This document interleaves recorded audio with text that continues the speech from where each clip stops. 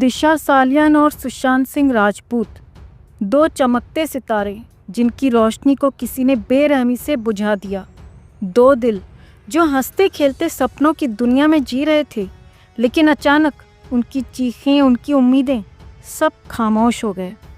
आज दिशा के पिता सतीश सालियान बॉम्बे हाईकोर्ट में खड़े हैं, आंखों में आंसुओं का सैलाब और सीने में दर्द का पहाड़ लिए चीख चीख कर कह रहे हैं, मेरी बेटी ने आत्महत्या नहीं की, उसे मार डाला गया।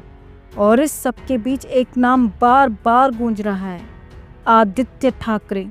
हाँ, वही राजकुमार आदित्य जो महाराष्ट्र के शाही खानदान से ताल्लुक़ रखते हैं, जिनके लिए शायद एक मासूम की मौत सिर्फ बदनामी की साजिश है। वाह, क्या शानदार जवाब है जनाब। एक बाप अपनी बेटी के लिए रो रहा है और आपको लगता है ये सब आपके चमचमाते ताज को धब्बा लगाने के लिए हो रहा है। 8 जून 2020 वो मनहूस रात जब दिशा सुशांत की प्यारी दोस्त और मैनेजर मलाड की 14वीं मंजिल से नीचे गिरी।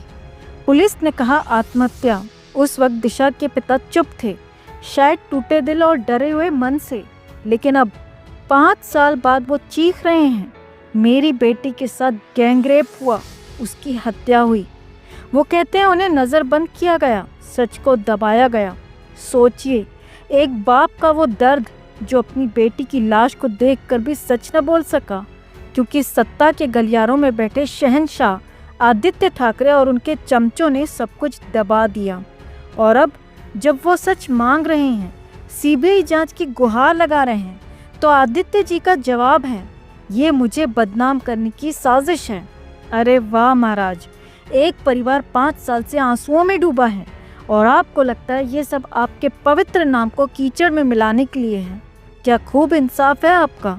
सुशांत सिंह राजपूत, वो नाम, वो मुस्कान जो हर घर में खुशियां बिखेरती थी, उसकी मौत ने पहले ही करोड़ों दिलों को तोड़ दिया था और अब दिशा की कहानी उस जख्म को फिर से हरा कर रही है। सुशांत के पिता कहते हैं, पहले दिशा के पिता चुप थे, लेकिन अब वो सच बोल रहे हैं। सरकार बदल गई, शायद अब इंसाफ मिले। ये सिर्फ शब्द नहीं दोस्तों, एक बूढ़े बाप की वो फरियाद है जो अपने बेटे की याद में हर रात तकिए को आंसुओं से भिगोता है। सुशांत और दिशा, दो दोस्त, दो आत्माएं जिनके सपने एक दूसरे से जुड़े थे और शायद उनकी मौत भी किसी काले राज से बंधी हो। याचिका में सूरज पंचोली, डीनो मौर्य और मुंबई पुलिस पर भी इल्जाम है। बीजेपी नेता नितेश राणे तो 3 साल पहले ही चिल्ला चिल्ला कर कह चुके हैं, दिशा के साथ गैंगरेप हुआ, उसे मारा गया। लेकिन उस वक्त दिशा के माँ बाप ने इसे अपनी बेटी की बेइज्जती कहा था और अब वही माँ बाप रोते हुए कह रहे हैं, हमें सच से दूर रखा गया। सोचिए उस माँ का दिल जो अपनी बेटी की हंसी को याद करके जीती थी और अब उसकी चीखें सुनाई देती हैं। उस बाप का गुस्सा जो अपनी लाडली के लिए इंसाफ मांगते हुए थक गया। और आदित्य ठाकरे, वो कहते हैं कोर्ट में जवाब देंगे। अरे शहंशाह, कोर्ट में जवाब देने से पहले उस बाप के आंसुओं को तो देख लो जो अपनी बेटी की चिता को जलते देखकर भी चुप रहा। या शायद आपके लिए सत्ता की कुर्सी इतनी कीमती है कि एक मासूम की जान भी आपको साजिश लगती है। दिशा का वो वीडियो जिसमें वो हंसती नाचती दिख रही थी, क्या वो झूठ था?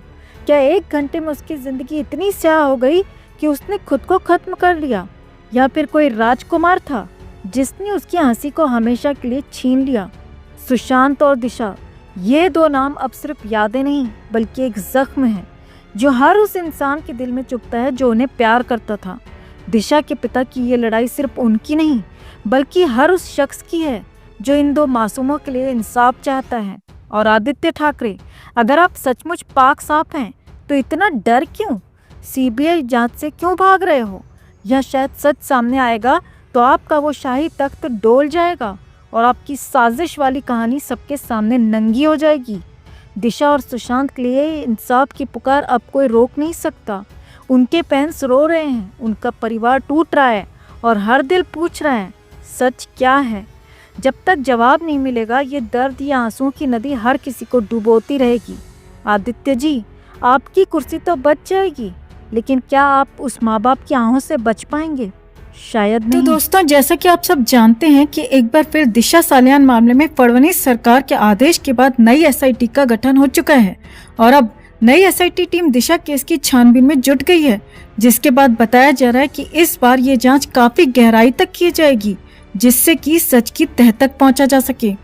क्योंकि 2020 में जब दिशा और सुशांत का मामला सामने आया था, तब महाराष्ट्र में शिवसेना की सरकार थी और तब किस तरह ये दोनों मामले दबा दिए गए थे, ये किसी से छिपा नहीं है। तो अब जब फडणवीस सरकार एक बार फिर दिशा की फाइल खुलवा चुकी है, तो विपक्ष में डर का माहौल साफ साफ देखा जा सकता है, जिसके चलते विपक्ष के कई नेता बिलबिला उठे हैं, छटपटा उठे हैं और कुछ ऐसा कह दिया है जिससे साफ जाहिर होता है कि दिशा और सुशांत मामले में किस हद तक की धांधली हुई होगी। तो आखिर ऐसा क्या कह दिया विपक्ष के कुछ बड़बोले नेताओं ने? उस वक्त किस तरह दबाया गया था सुशांत और दिशा का मामला? और अब नई एसआईटी के गठन के बाद जब दिशा मामले में नए सिरे से जांच शुरू हो चुके हैं, तो अब आगे क्या क्या हो सकता है, आपको दिखाते हैं, बताते हैं सब। आप भी इस खबर को ज्यादा से ज्यादा लाइक और शेयर कर अपना प्यार और सपोर्ट दिखाएं और कमेंट में जस्टिस फॉर दिशा सुशांत जरूर लिखें। चैनल को सब्सक्राइब कर चैनल के साथ जुड़कर एक बार फिर दिशा और सुशांत के इंसाफ के लिए अपनी आवाज बुलंद करें। तो दोस्तों, जैसा कि आप सब जानते हैं कि मुंबई पुलिस के एक विशेष जांच दल एसआईटी ने सुशांत सिंह राजपूत की पूर्व मैनेजर दिशा सालियान मामले की जांच शुरू कर दी है।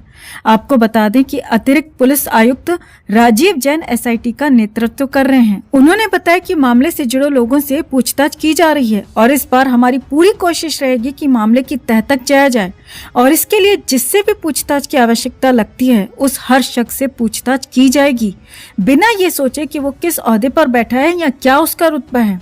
अब जांच अधिकारी के इस बयान के बाद विपक्ष के कई बड़े बड़े नेता बौखला उठे हैं, पड़पड़ा उठे हैं, जिसमें सबसे बड़ा नाम किस नेता का हो सकता है ये हमें बताने की जरूरत नहीं। अगर आप समझ गए हैं दोस्तों, तो कमेंट में उस नेता का नाम जरूर लिखें। इतना ही नहीं, अधिकारी के इस बयान के बाद विपक्ष के बड़बोले नेता संजय राउत, अनिल परब भी छटपटा उठे हैं, क्योंकि जब दिशा और सुशांत मामला सामने आया था, तब इन नेताओं ने किस तरह की बेहुदी बयानबाजी की थी, किस तरह राजनीति का गंदा खेल खेलकर इन दो मासूमों के मामले को दबा दिया गया था, ये भी हम सब अच्छे से जानते हैं। किस तरह मुंबई पुलिस ने जांच के नाम पर सबूत मिटाए थे, ये किसी से छिपा नहीं है। तो अब फिर जब दिशा मामला खुला है और उम्मीद जगी है कि दिशा मामले की सच्चाई सामने आते ही सुशांत का सच भी सामने आ जाएगा, तो ऐसे में ये सभी नेता घबराए नजर आ रहे हैं और एक बार फिर बेहुदी बयानबाजी भी करने लगे हैं। इन नेताओं ने विपक्ष को निशाना बनाने और उन्हें कुचलने का प्रयास करने का आरोप लगाते हुए राज्य सरकार पर हमला किया है, लेकिन कहा कि वे सफल नहीं होंगे क्योंकि मुंबई पुलिस पहले ही जांच कर चुकी है। अब हमें समझ में नहीं आता कि इनसे कौन पूछे कि मुंबई पुलिस की जांच में आखिर क्या सामने आया था, तब की मुंबई पुलिस गुनहगारों का क्या उखाड़ पाई थी, सुशांत मामले में किसकी गिरफ्तारी की गई थी, किसे सजा दी गई थी, क्या ये किसी एक शख्स का नाम भी दे सकते हैं?